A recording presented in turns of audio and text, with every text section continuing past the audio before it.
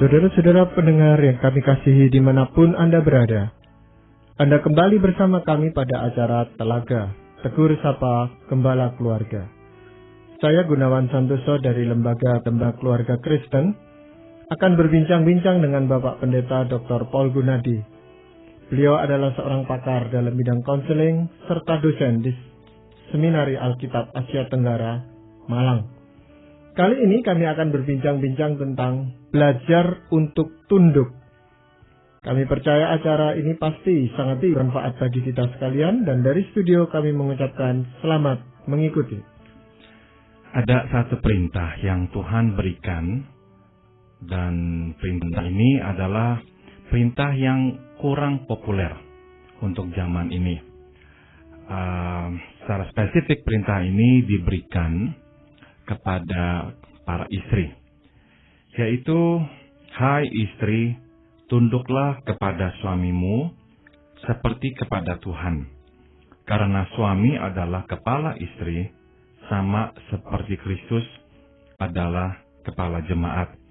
Ini saya ambil dari Efesus 5, 22 dan 23. Pak Gunawan, pada zaman kita ini, di mana emansipasi sudah berjalan dan hak untuk wanita maupun pria cenderung untuk disetarakan, perintah untuk tunduk kepada seseorang, apalagi kepada suami, menjadi perintah yang tampaknya atau kedengarannya tidak terlalu relevan.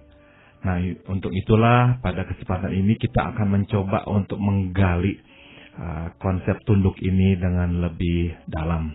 Iya, pada umumnya memang kalau kita mendengar kata tunduk itu ya kata yang nurut gitu aja, Pak Bang. Kata yang ya tadi Pak Bang sudah katakan lemah, kita tidak bisa berbuat apa-apa, ya menyerah saja lah. Itu tunduk, pengertian secara umum gitu, Pak Bang. Tetapi apakah ada pengertian yang khas di dalam perintah ini? Di dalam firman Tuhan, yang menarik adalah sebelum perintah ini diberikan di ayat 22, di ayat 21-nya Tuhan memberikan perintah secara umum kepada semua orang. Dan kata yang digunakan juga persis sama, yaitu tunduklah satu kepada yang lain. Jadi memang Tuhan itu bukannya secara sengaja mendiskriminasi wanita, bahwa wanita itu haruslah tunduk dan pria itu adalah orang yang tidak perlu tunduk kepada siapapun. Tidak. Sebab di ayat sebelumnya Tuhan sudah memberikan perintah ini kepada semua.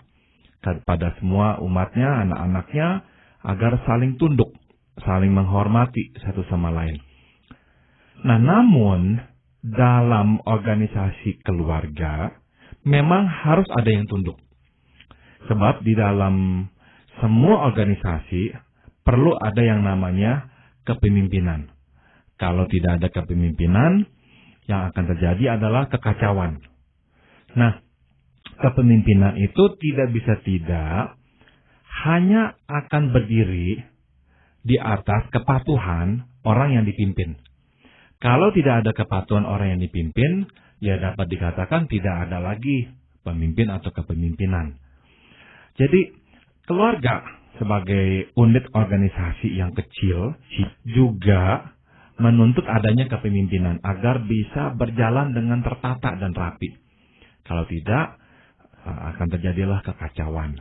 Nah, dalam desain Tuhan, Tuhan menempatkan si suami sebagai pemimpinnya dan istri sebagai anggota yang mematuhi kepemimpinan si suami itu. Tapi sekali lagi saya ingin menggarisbawahi yang tadi saya telah katakan. Bukan berarti suami itu adalah orang yang dibebaskan dari kepatuhan. Tidak. Tuhan sudah tegaskan, tunduklah satu kepada yang lain. Jadi memang suami juga harus memiliki kepatuhan itu. Yang kedua adalah kepatuhan itu juga merupakan kepatuhan bersyarat, Pak Gunawan. Sebab dikaitkan dengan firman Tuhan di dalam bagian yang sama, yaitu, hai suami, kasihilah istrimu. Dan bahkan Tuhan menegaskan, kasihilah seperti Kristus mengasihi jemaatnya. Jadi sekali lagi, kepatuhan ini kepatuhan yang juga menuntut syarat. Syarat bahwa si istri juga dikasihi begitu besarnya oleh si suami. Tapi di ayat tadi yang Pak Paul bacakan dikatakan agar istri itu tunduk kepada suaminya seperti kepada Tuhan, itu Pak. Betul. Jadi memang perumpamaan yang digunakan adalah Tuhan dan jemaatnya. Tuhan mengasihi jemaat. Suami seperti itulah mengasihi mengasihi istrinya.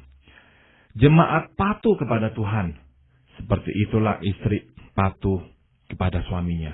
Jadi perumpamaan Tuhan dan jemaatnya lah yang digunakan untuk menggambarkan relasi suami dan istri.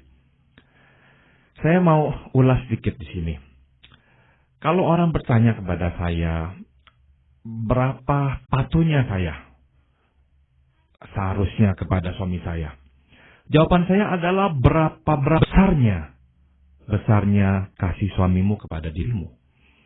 Jadi memang kepatuhan itu diukur sejajar dengan besarnya kasih. Dengan kata lain, semakin besar kasih si suami kepada istri, semakin besar kepatuhan. Jadi dapat kita simpulkan pula, istri yang tidak mendapatkan kasih atau sedikit kasih dari suaminya, kecenderungannya adalah akan juga memberikan sedikit kepatuhan kepada suaminya. Maka perintah Tuhan itu tidak bisa dipaksakan sendiri. Nah, kadang-kadang ini yang terjadi dalam masalah keluarga. Suami menuntut kepatuhan buta dari si istri. Tapi dia gagal untuk melihat bahwa dia tidak mengasihi istrinya, seperti yang telah kita bahas pada kesempatan yang lalu. Nah, apakah dalam hal ini, kalau si suami itu tidak sungguh-sungguh mengasihi istrinya atau istrinya tidak bisa merasakan bahwa suaminya mengasihi dia, itu menjadi suatu alasan bagi dia untuk tidak tunduk kepada suaminya? Alasan yang mungkin sekali Pak Gunawan muncul secara alamiah. Dengan kata lain, bukannya si istri sengaja ya untuk mencari alasan itu. Tapi bukankah kita sendiri pun susah untuk patuh kepada orang yang kita tahu tidak lagi berniat baik kepada kita, tidak mempunyai kasih kepada kita. Nah, kalaupun kita patuh dalam kasus seperti itu, kepatuhan kita itu lebih merupakan keterpaksaan, keharusan. Karena mungkin kita ya mengharapkan sesuatu darinya, atau kita takut konsekuensinya kalau kita tidak patuh kepada dia. Nah, makanya digunakan pengibaratan Tuhan dan jemaatnya. Jemaat patuh kepada Tuhan sebab jemaat mengetahui Tuhan mengasihi jemaat. Kita tahu Tuhan mengasihi kita. Itu sebabnya kita ingin mematuhi dia. Nah, sebaiknya juga itu yang terjadi dalam keluarga. Istri patuh kepada suami karena dia tahu suami mengasihi dia.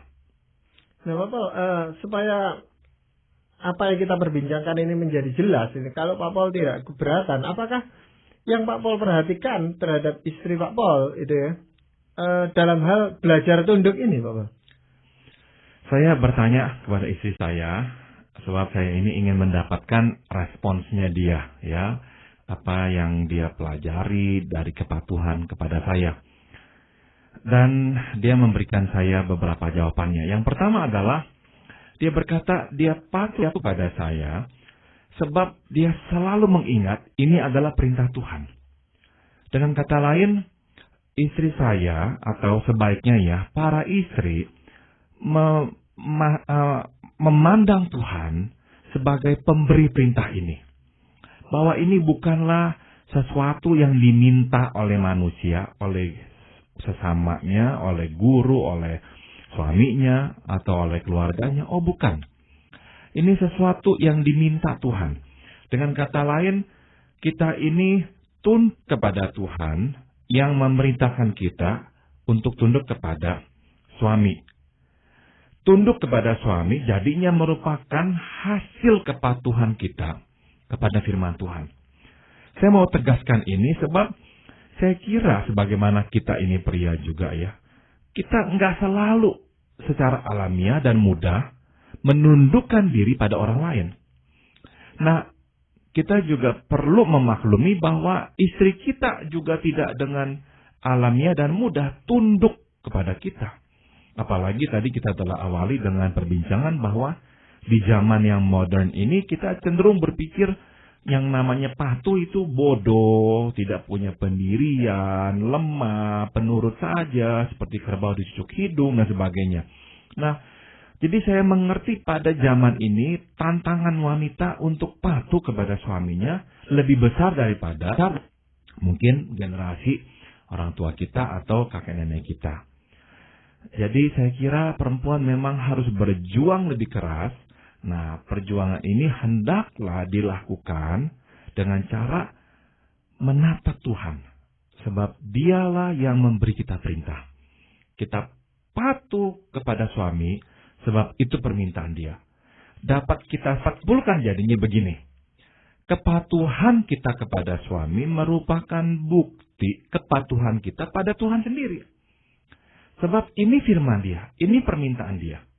Jadi sekali lagi waktu istri patuh kepada suaminya, yang dia langsung harus pikirkan adalah, saya ini mematuhi Tuhan. Mungkin saya melihat kekurangan pada suami saya, mungkin saya melihat ketidakcocokan, ketidaksetujuan saya, tapi saya mempunyai kesediaan untuk patuh. Sebab inilah yang Tuhan minta. Iya, memang di situ Bapak. Kadang-kadang istri berkata ya, kalau kepada Tuhan saya bisa patuh, kan Tuhan itu tidak pernah keliru gitu. Tetapi kalau terhadap suami, ya suami ini seringkali keliru gitu, baik kata-katanya maupun tindakannya gitu loh. Nah, nanti kita akan bahas pada poin yang berikutnya, bagaimana yang mengatasi ketidakcocokan pandangan dan mungkin sekali yang disebabkan oleh kekeliruan si suami. Yang saya mau tekankan adalah pada dasarnya kita sudah harus memiliki sikap kesediaan untuk tunduk pada suami. Itu sudah harus ada, karena ini yang Tuhan perintahkan. Sebab kalau pada dasarnya para wanita memasuki pernikahan dengan prinsip, saya mau lihat dulu kamu bagaimana kepada saya, apakah kamu bisa memimpin saya, apakah kamu layak menerima kepatuhan atau hormat saya, baru saya patuh. Nah, saya kira, mereka telah memasuki pernikahan dengan titik berangkat yang keliru. Titik berangkat yang Tuhan inginkan adalah, saya ingin patuh, karena itu yang Tuhan minta. Ya, katakan dasarnya sudah betul, jadi kita atau istri ini memandang bahwa kepatuhannya itu adalah kepatuhan kepada Tuhan gitu Bapak. Apakah itu akan ada hasilnya gitu Bapak? Nah, saya tanya istri saya, apa yang membuat kamu bisa patuh terus kepada saya? Nah, sekali lagi saya mau tegaskan di sini bahwa istri saya bukanlah seperti kerbau yang dicucuk hidung, semua ikut. Kadang-kala kami juga bertengkar karena tidak adanya kesesuaian pendapat dan sebagainya. Jadi sekali lagi, saya bukanlah sebagai pemimpin yang seperti diktator ya. Istri saya berkata dia tetap mematuhi saya sebab dia melihat hasilnya. Ini jadinya poin kedua, melihat hasil bahwa kepatuhan dia itu kok membawa sesuatu yang baik ke dalam hubungan kami berdua. Kami menjadi lebih mesra, saya lebih sayang kepada dia. Dengan kata lain, buah atau hasilnya kok sangat-sangat positif terhadap pernikahan. Ini yang makin memacu dia untuk patuh. Ya, jadi memang itu merupakan suatu hasil yang konkret yang bisa dia rasakan, dia bisa nikmati sehingga dia makin patuh kepada Pak Pol itu. Betul. Sebab kalau belum apa-apa seseorang sudah mempunyai pikiran, wah kamu salah, saya harus benarkan, kamu salah, saya harus benarkan, tidak akan ada hubungan kepatuhan lagi. Sedangkan yang Tuhan minta dari sebuah pernikahan adalah dua jenis relasi. Relasi kasih dan relasi kepatuhan. Suami kepada istri mengasihi, istri kepada suami mematuhi. Jadi harus ada dua unsur atau dua karakteristik atau dua corak ini dalam setiap relasi nikah. Yaitu relasi kasih dan relasi patuh. Jadi sekali lagi di sini dibutuhkan kerendahan hati dari pihak istri untuk lebih sedia patuh, tunduk kepada suaminya. Dan tidak memasuki pernikahan dengan sikap saya sejajar dengan kamu dalam hal pendapat dan sebagainya, maka saya tidak akan sejangkal pun mengalah kalau saya tidak mau mengalah kepadamu. Nah, sikap seperti itu niscaya akan memecah belahkan keluarga. Sebab dalam semua organisasi kepemimpinan memang harus ada. Dan yang dipimpin harus menyediakan dirinya itu dipimpin oleh yang memimpin. Tanpa itu tidak akan ada lagi organisasi yang utuh. Iya. Nah, ada seorang istri itu Pak Paul ya, yang memang tunduk betul kepada suaminya gitu. Nah, setelah dia menuruti kata-kata suaminya, ternyata hasilnya merugikan keluarga itu. Sehingga si istri ini berkata, saya sudah nurut kamu, ternyata seperti ini gitu. Jadi berantakan, jadi menimbulkan kerugian di keluarga itu. Nah, itu bagaimana Pak Paul? Nah, ini membawa kita ke poin yang ketiga Pak Gunawan, yaitu tunduk tidak berarti tidak berpendirian atau dikuasai. Tunduk lebih sering berarti bijaksana dalam penyampaian. Saya mau tegaskan ini, sebab memang ada kalanya kita menemukan istri yang lebih bijaksana daripada suaminya. Atau dalam kasus yang lebih umum, kadangkala dalam hal tertentu ini suaminya lebih bijaksana. Dalam hal tertentu yang lain, istrinya lebih bijaksana. Atau dalam hal tertentu suami lebih berpengetahuan, hal yang lainnya istri lebih berpengetahuan. Nah, dengan kata lain, seharusnya lah seorang suami itu menerima masukan dari istrinya. Dan sebetulnya kebanyakan pria senang menerima masukan dari istrinya. Tapi suami tidak senang diperintah oleh istrinya. Sebab memang fungsinya lah di dalam keluarga sebagai pemimpin. Dia bukannya superior maka dia dijadikan pemimpin. Oh tidak. Tuhan mengatakan pria dan perempuan itu sama di mata Tuhan ya. Tidak lebih tinggi, tidak lebih rendah. Nah, jadi tugas memimpin bukan didasari atas superioritas pria terhadap wanita. Sama tinggi, sama rendah. Tapi itulah fungsi yang Tuhan sudah berikan. Nah, oleh sebab itu, dalam pengambilan keputusan seharusnya dia terbuka. Dan memohon masukan dari istrinya. Yang penting di sini adalah penyampaian si istri. Bijaksana, hati-hati, sensitif. Tidak menggurui, merintangi, atau memerintah si suami. Yang sering kali membuat suami bereaksi adalah bukan isi penyampaian itu, tapi cara penyampaiannya. Yang lebih bernada seolah-olah menggurui, mematahkan semangat, atau mengatakan bahwa engkau itu kok enggak bisa berpikir dengan benar. Masa begini saja bisa salah dan sebagainya. Nah, hal itu akhirnya membuat suami pada lain kesempatan tidak meminta pendapat istri. Dia langsung putuskan sendiri. Jadi saya mau tekankan, mungkinkah suami keliru? Mungkin. Mungkin tidak suami itu membuat keputusan yang tidak bijaksana. Mungkin. Itu sebabnya Tuhan melengkapi si suami dengan si istri. Maka Tuhan berkata, aku menciptakan seorang penolong ya bagimu kepada si suami ini. Penolong yang berarti bisa memberikan masukan agar kekurangan suami itu bisa dilengkapi oleh si istri. Namun yang penting adalah si istri harus bijaksana dalam penyampaian pendapatnya ini.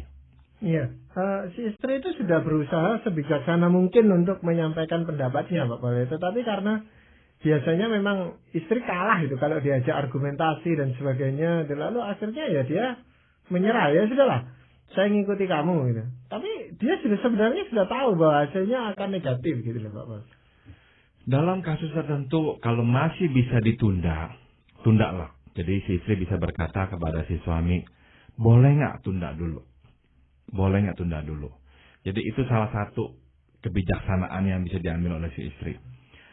Kebijaksanaan yang kedua adalah misalkan istri berkata, bersedia nggak kalau kita ngomong dengan orang lain, minta pendapat orang lain yang mungkin lebih tahu daripada kita. Kan tidak ada salahnya. Nah, jadi itu adalah cara bijaksana kedua untuk menunda dan sekaligus mendapatkan masukan dari pihak yang lebih mengerti tentang keputusan kita itu. Misalkan, setelah lakukan dua hal itu, tetap si suami bersikeras melakukan kehendaknya. Nah, saya berprinsip begini, selama itu tidak berkaitan dengan dosa, misalnya, si suami itu memang mau mengambil keputusan bisnis lah dan sebagainya, harus menanamkan uang atau apa.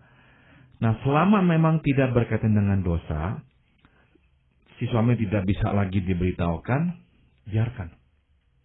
Biarkan sampai memang dia harus menemukan sendiri jawaban yang benar itu. Mungkin melalui kegagalannya. Begitu. Iya, ada istri itu yang nampaknya memang dari luar itu tunduk dia Pak Paul terhadap suaminya. Tapi diam-diam dia selalu memengaruhi suaminya, memberikan arahan dan sebagainya. Sehingga kelihatan akhirnya itu bahwa sebenarnya yang dominan di situ adalah istri, bukan suami. Gitu. Selama istri itu memang berperan secara sehat ya, memberikan arahan secara bijaksana dan diam-diam, saya kira itu baik.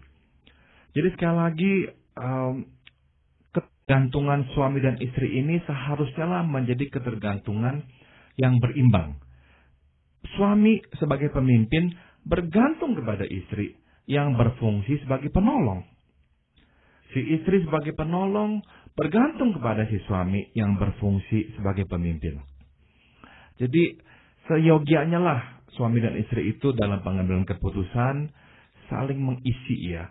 Dan istri yang bisa memberikan arahan masukan kepada si suami dengan cara yang halus dan tidak merendahkannya akan mempunyai banyak pengaruh dan bisa memberikan masukan yang berharga kepada si suami. Iya, juga kadang-kadang istri tidak tahan dengan ini cemoohan dari teman-temannya gitu Pak Paul, atau mungkin dari saudara-saudaranya atau kerabatnya yang dekat gitu. Katakan kamu kok mau aja tunduk-tunduk gitu sama suamimu. Sekarang enggak zamannya lagi ya. Seperti itu Pak Paul. Saya kira ya kita mesti melihat tunduk dalam arti apa ya. Misalkan tunduk dalam arti melayani suami. Saya kira tidak ada salahnya. Dan kalau memang ini disepakati juga oleh si istri.